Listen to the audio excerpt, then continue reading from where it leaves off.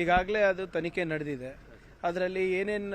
ಅದರಲ್ಲಿ ಯಾವುದೇ criminal intent ಇರಲಿಲ್ಲ, ಅದಕ್ಕೆ ಕೇಸ್ ಹಾಕಿಲ್ಲ ಅಂತ ಹೇಳಿದ್ದಾರೆ. ಸಾಮಾಜಿಕ ಜಾಲತಾಣದಲ್ಲಿ ಯಾರ್ಯಾರು ಸುಳ್ಳು ಸುದ್ದಿ ಹಬ್ಬಿಸಿದ್ದಾರೆ ಅವ್ರ ಬಗ್ಗೆ ಕ್ರಮ ತಗೊಂಡಿದ್ದಾರೆ. ಇಲ್ಲಿ ಕಾನೂನು ಉಲ್ಲಂಘನೆ ಆಗಿದೆಯಾ ಎಲ್ಲಾನ? ಈ ಬಿಜೆಪಿ ಅವ್ರದ್ದು ಸಮಸ್ಯೆ ಏನಿದೆ ಗೊತ್ತಾಗ್ತಾ ಇಲ್ಲ. ಒಂದು ವಿರೋಧ ಪಕ್ಷದ ನಾಯಕರು ನೇಮಕ ಮಾಡ್ಲಿಕ್ಕೆ ಆಗ್ತಾ ಇಲ್ಲ ಇವರಿಗೆ. ಯಾರ ನೇತೃತ್ವದಲ್ಲಿ ಹೊರಟಿದ್ದಾರೆ ಇವರು? ಪಾಪ ಇವತ್ತೇ ಅವ್ರ ಪರಿಸ್ಥಿತಿ ಹೆಂಗಾಗಿದೆ ಅಂದ್ರೆ, ಈಗ ಕ್ರಿಕೆಟ್ನಲ್ಲಿ ಪ್ಲೇಯಿಂಗ್ 11 ಇರ್ತಾರೆ ಟೀಮು, 12th ಮ್ಯಾನಿಗೆ ಕ್ಯಾಪ್ಟನ್ ಮಾಡಕ್ಕೆ ಕೊಟ್ಟಿದ್ದಾರೆ. ಯಾರು ಪ್ಲೇಯಿಂಗ್ 11ನಲ್ಲಿ ಇಲ್ಲ ಫಸ್ಟ್ ಅದು ನೋಡ್ಕೊಳಕ್ ಹೇಳಿ. ಸದನ ನಡೆಯಕ್ಕೆ ಬಿಟ್ಟಿಲ್ಲ, ಸದನದಲ್ಲಿ ಉತ್ತರ ಕೊಡಕ್ಕೆ ರೆಡಿ ಇದ್ವಿ. ಬರದ ಬಗ್ಗೆ ಚರ್ಚೆ ಮಾಡ್ಲಿಕ್ಕೆ ಬಿಟ್ಟಿಲ್ಲ, ಅತಿವೃಷ್ಟಿ ಬಗ್ಗೆ ಅವರು ಎತ್ತಾ ಇಲ್ಲ. ಬರೇ ಇದು ಈ ಗಲಭೆಗಳಿಂದ ಈ ಹಿಂದೂ ಮುಸಲ್ಮಾನ್ ತರಬೇಕು ಅಂದ್ಬಿಟ್ಟೆ ಇವತ್ತು ಸಾಕಷ್ಟು ಬಂಡವಾಳ ಉದ್ಯೋಗ ಕಳ್ಕೊಂಡಿದೀವಿ. ಕರ್ನಾಟಕ ರಾಜ್ಯ ಆರ್ಥಿಕವಾಗಿ ಹಿಂದೆ ಹೋಗಿದೆ. ಇದಕ್ಕೆ ಬಿಜೆಪಿ ಅವರು ಏನು ಉತ್ತರ ಕೊಡ್ತಾರೆ? 4 ವರ್ಷದಲ್ಲಿ ಏನ್ ಮಾಡಿದ್ದಾರೆ ಅಂತ. ಇವತ್ತೆಲ್ಲಾನು ಕೂಡ ಸಾಕ್ಷಿ ಸಮೇತ ಜನರ ಮುಂದೆ ಇದೆ. ಅದು ಸುಳ್ಳು ಅಂತಾರೆ. ಇವ್ರದಾದ ಒಂದು ತನಿಖೆ ತಂಡ ಇದೆಯಾ ಬಿಜೆಪಿದು? ಇವ್ರ ಮಾತು ಕೇಳ್ಬೇಕಾ? ನಾವು ಕಾನೂನು ಪ್ರಕಾರ ಹೋಗ್ಬೇಕಾ? ಕ್ಯಾಬಿನೆಟ್ ಮೀಟಿಂಗು ಜೊತೆಗೆ CLP ಮೀಟಿಂಗ್ ಎರಡೂ ಕೂಡ ಇದೆ. ಒಂದ್ ಕಡೆ ಎಲ್ಲೋ ಶಾಸಕರು ಸಚಿವರ ಮೇಲೆ ಅಸಮಾಧಾನ ಬರೆದಿದ್ರು, ಪತ್ರವನ್ನ ಬರೆದಿದ್ರು ಅಂತ ಏನ್ ಹೇಳ್ತೀರಿ ಸರ್? ನೋಡಿ, ಈಗಾಗಲೇ BR ಪಾಟೀಲ್ ಅವರು ಬಹಳ ಸ್ಪಷ್ಟವಾಗಿ ಹೇಳಿದ್ದಾರೆ, ನಾನು ಬರೆದಿರೋ ಪತ್ರ ಒಂದು CLP ಮೀಟಿಂಗ್ ಕರಿಬೇಕು, 2 ಸರಿ ಮುಂದೂಡಿದ್ದಾರೆ ಅಂತ ಅಷ್ಟೇ. 3 ಸಾಲು ಬರೆದಿದ್ದೀನಿ, ಅದು ಅವ್ರ ಹಕ್ಕು. ಅದ್ರ ಜೊತೆ ಕೆಲವು MLAಗಳು ಸೈನ್ ಮಾಡಿದ್ದಾರೆ. ಬಿಜೆಪಿಯ IT ಸೆಲ್ದವರು ಯಾವುದೋ ಹಳೆಯ ಪತ್ರ ತಗೊಂಡು ಅದನ್ನ ಇರ್ಲದ್ ಸಲ್ಲದೆಲ್ಲ ಬರೆದಿ ಅವ್ರು ರಿಲೀಸ್ ಮಾಡಿರೋದು. ಅದಾಗಲೇ ಸ್ಪಷ್ಟೀಕರಣ ಕೊಟ್ಟಿದ್ದಾರಲ್ಲ.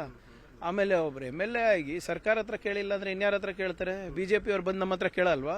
ಬಿಜೆಪಿ ಅವ್ರದ್ದು ಕೆಲಸನೇ ಇಲ್ವಾ ಈ ಸರ್ಕಾರ ಹತ್ರ? ಕೇಳಿ, ಸದನ ನಡಿಬೇಕಾದ್ರೆ ಯಾವ್ಯಾವ MLA ನನಗೆ ಲೆಟರ್ ಕೊಟ್ಟಿದ್ರು ಕೇಳಲಿ. ನೋಡಿ, ಡೆವಲಪ್ಮೆಂಟ್ ವಿಚಾರ ಮಾಡಬೇಕಾದ್ರೆ ಚರ್ಚೆನೂ ಮಾಡಬಾರ್ದು ಅಂದ್ರೆ ಇವ್ರಿಗೆ ಕೇಳಿ ನಾವು CLP ನಡೆಸಬೇಕಾ?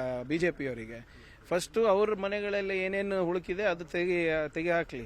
ಮೊನ್ನೆ ನೋಡಿದ್ವಲ್ಲ, ಸದನ ನಡಿಬೇಕಾದ್ರೆ ವಿರೋಧ ಪಕ್ಷದ ನಾಯಕರದ ಆಡಿಷನ್ ನಡೀತಾ ಇತ್ತು. ನಾ ಮುಂದೆ ನೀ ಮುಂದೆ, ಒಬ್ರು ಇದ್ರೆ ಇನ್ನೊಬ್ರು ಇನ್ನ ಅವ್ರಕ್ಕಿಂತ ಏನೋ ಗಟ್ಟಿ ಧ್ವನಿನಲ್ಲಿ ಮಾತಾಡೋದು. ಆದ್ರೆ ಯಾವುದು ಆಗಿಲ್ಲ.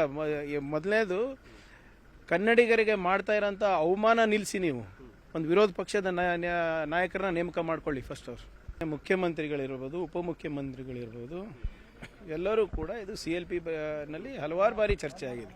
ಆಮೇಲೆ ಈ 5 ಗ್ಯಾರಂಟಿಗಳು ನಾವು ಏಕಾಏಕಿ ತಂದಿಲ್ಲ.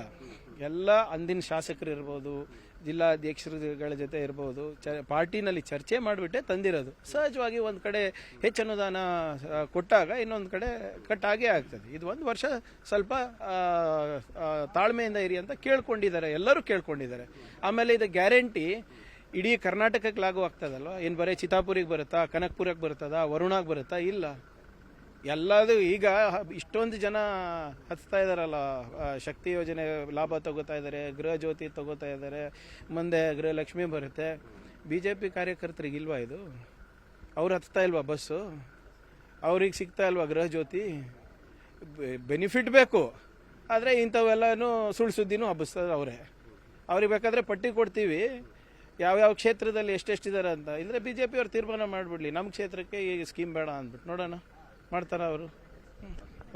ಇದಿಷ್ಟು ಸಚಿವ ಪ್ರಿಯಾಂಕ್ ಖರ್ಗೆ ಅವರ ಒಂದು ಮಾತುಗಳು. ಈಗ ಲೆಟರ್ ವಿಚಾರಕ್ಕೆ ಸಂಬಂಧಪಟ್ಟಂತೆ ಈಗ ಆಲ್ರೆಡಿ ಸ್ಪಷ್ಟೀಕರಣವನ್ನ ಕೂಡ ಕೊಟ್ಟಿದ್ದಾರೆ. ಅದು ಬಿಜೆಪಿಯ IT ಸೆಲ್ ಮಾಡಿರುವಂತಹ ಹಬ್ಬಿಸಿರುವಂತಹ ಒಂದು ಫೇಕ್ ಲೆಟರ್. ಜೊತೆಗೆ ಒಂದು ಗ್ಯಾರಂಟಿ ಯೋಜನೆಗಳಿಗೆ ಸಂಬಂಧಪಟ್ಟಂತೆ ಈ ವರ್ಷದಲ್ಲಿ ಅನುದಾನಗಳನ್ನ ಕೊಡೋದಕ್ಕೆ ಕಷ್ಟ ಆಗುತ್ತೆ ಅನ್ನುವಂತಹ ಏನು ಈಗ ಆಲ್ರೆಡಿ CM ಸಿದ್ದರಾಮಯ್ಯ ಆಗಿರ್ಬೋದು, DK ಶಿವಕುಮಾರ್ ಅವರು ಕೂಡ ಹೇಳಿದ್ದಾರೆ.